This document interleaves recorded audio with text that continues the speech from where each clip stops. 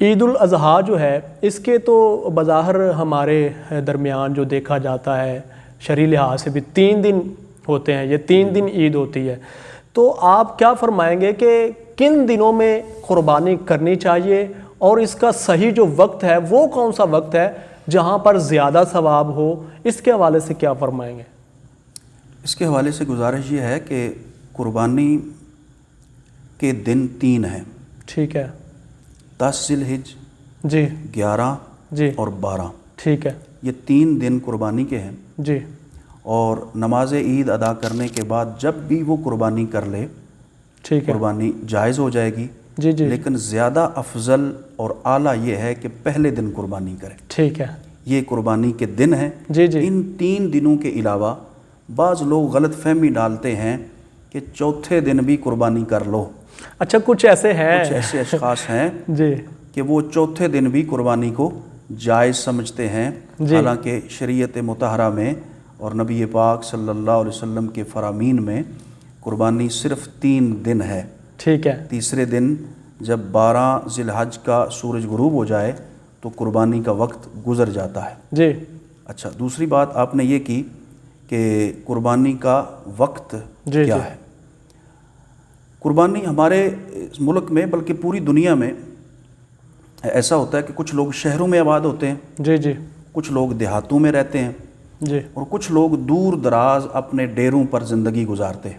ایسے ہی تو ان کے لیے جو شہروں میں جہاں عید کی نماز پڑھی جاتی ہے، جہاں جی عید اور جمعہ کی نماز پڑھی جاتی ہے، ان کے لیے قربانی کا وقت یہ ہے کہ وہ نماز عید کے بعد قربانی کر سکتے ہیں۔ ٹھیک ہے اور جہاں عید کی نماز ادا نہیں کی جا سکتی جی جی جی شرعی طور پر، یا جمعہ وہاں نہیں ہوتا، جی لوگ دور دراز دیہاتوں میں رہتے ہیں، جی ان کے لیے حکم ہے کہ وہ صبح فجر کے طلوع ہونے کے بعد، نماز فجر کے بعد جب بھی قربانی کر لیں ان کی قربانی ادا ہو جائے گی۔ اچھا، بالخصوص یہ دیکھا گیا ہے کہ جب بندہ ذہن میں یہ رکھتا ہے یا نیت کرتا ہے یا اس پر واجب ہے کہ میں نے یار قربانی کرنی ہے، تو پھر سوال پیدا ہوتا ہے کہ کس جانور کی کرنی ہے؟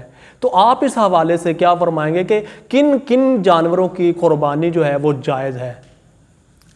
شریعت مطہرہ نے ہمیں یہ اجازت دی ہے کہ اونٹ کی قربانی آپ کر سکتے ہیں، سبحان اللہ، گائے بھینس کی قربانی آپ کر سکتے ہیں، ٹھیک ہے بکرے کی قربانی آپ کر سکتے ہیں، جی اور اسی طرح بھیڑ اور دمبا اور چھترا وغیرہ، جی یہ جو جانور ہیں ان کی قربانی کر سکتے ہیں۔ جی ان کے علاوہ کسی جانور کی قربانی جائز نہیں ہے۔ ٹھیک ہے اور میں ساتھ ساتھ وضاحت یہ کرتا چلوں کہ جو اونٹ ہے قربانی کے لیے، جی جی اس کی عمر کم از کم 5 سال ہونی چاہیے۔ ٹھیک ہے 5 سال سے اگر ایک دن بھی کم ہوا جی تو اس کی قربانی جائز نہیں ہے۔ ٹھیک ہے اسی طرح گائے اور بھینس، ان کی قربانی کی عمریں 2 سال ہیں، ٹھیک ہے 2 سال سے ایک دن بھی کم نہیں ہونا چاہیے۔ جی جی اسی طرح بکرا یا بکری ہے جی تو ان کے لیے لازم ہے کہ ان کی عمر پورا 1 سال ہو۔ ٹھیک ہے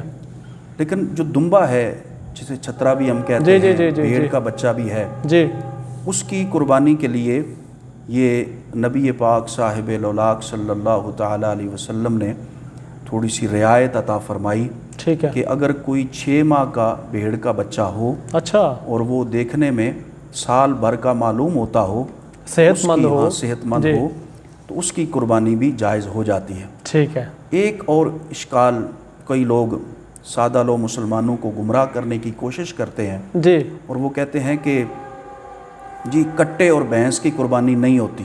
ہاں جی، یہ اکثر و بیشتر سوال یہ رہتا ہے۔ اکثر آپ نے سوال سنا ہوگا، اور لوگوں میں عید کے دنوں میں یہ معاملہ اٹھتا ہے۔ جی تو میری گزارش یہ ہے کہ بھینس کٹا جی یہ گائے کی ہی قسم سے ہے، بالکل ایسے ہی ہے، اور اس کی قربانی جائز ہے اور بلا شبہ جائز ہے۔ جی اگر آپ بزم سیف کی طرف سے مجھے کبھی پھر اگر آپ تشریف لائیں جی تو میں پورا ایک انٹرویو اور اس طرح ہم پروگرام کریں گے، جی جی اگر اللہ نے چاہا، انشاءاللہ۔ کہ بھینس کی قربانی کے جواز پر اچھا، واہ زبردست، اس میں بھرپور دلائل جی انشاءاللہ جی، پیش کیے یعنی جائیں گے۔ کہ اس میں کوئی ایسی کوئی کسی بات قسم نہیں، کی بالکل کوئی بات نہیں ہے، جو حکم گائے کی قربانی کا ہے وہی حکم بھینس کی قربانی کا ہے۔ ٹھیک ہوگا۔